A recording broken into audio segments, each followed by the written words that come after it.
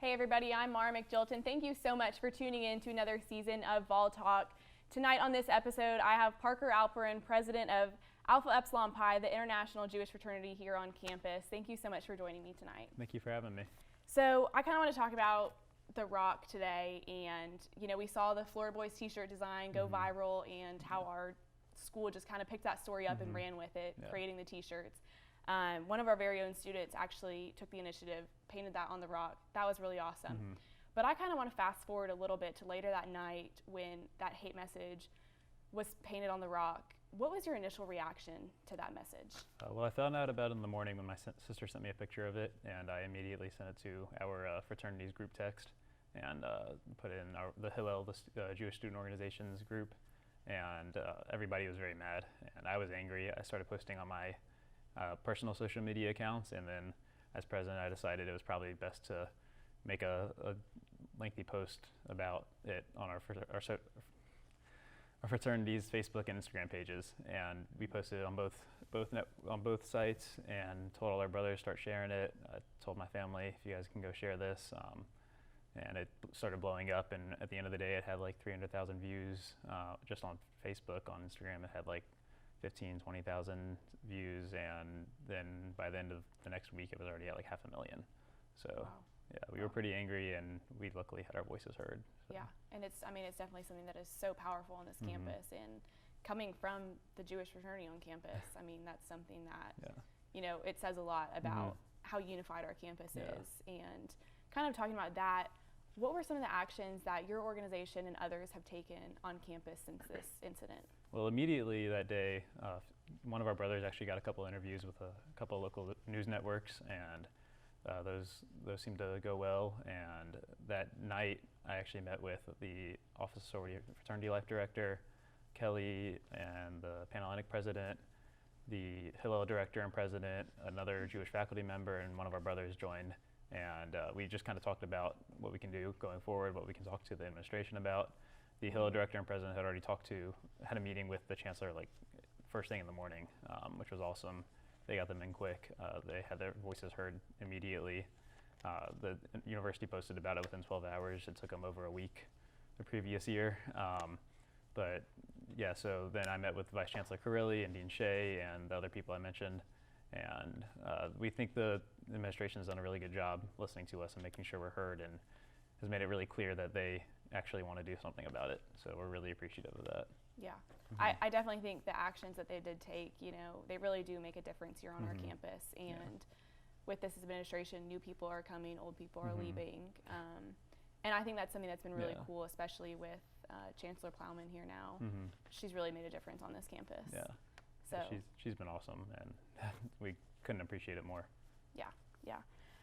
So kind of going off of that, coincidentally, Dear World was that same day, later that night. Did you or any of your brothers really have the chance to attend that event? I couldn't. I was real busy. I was actually at work that day. I didn't get to pay attention much to work because I was just following all these DMs we were getting. Right. And I wasn't able to go. One of our brothers went, but he got there after the administration had left. But I hear it was good and unifying. I think on a day like that, it was just a huge coincidence that this happened, and we got to kind of highlight, hey, this is something that's bad that happens on campus sometimes. So I do think that being that day was beneficial to us. It was kind of a jump start to what happened the next week, basically. Sure. And kind of going back a little bit to actions that we're taking on campus. I know you had mentioned earlier when we were talking before the interview, just about security cameras going up on campus. Was there anything else that you discussed with faculty and other people on campus that you guys still wish to see on this campus? Maybe not right now, but in the coming months, years. Definitely. Well, security cameras is one of them, and Vice Chancellor Carilli didn't seem very. He wanted to do it, but he didn't seem to think it would happen. But then they must have found something, because they said a couple days later it was happening, a live camera, which is what we wanted. But beyond that, we kind of were saying, there's a student code of conduct that, a student, if this was put on like a building or something, that would get in trouble for it if they were caught. And we understand that The Rock is a free speech platform, but anything put on there should reflect things that the university stands by. It's not like, fire this coach or something. That would be just speaking your mind, but saying actual hateful things is different. And Vice Chancellor Carilli made it clear that he agrees with me, and we both agree that people coming on the campus should be held to the same standard, even if it wasn't a student, because we don't think this was a student. And he kind of basically said that this starts at the state level.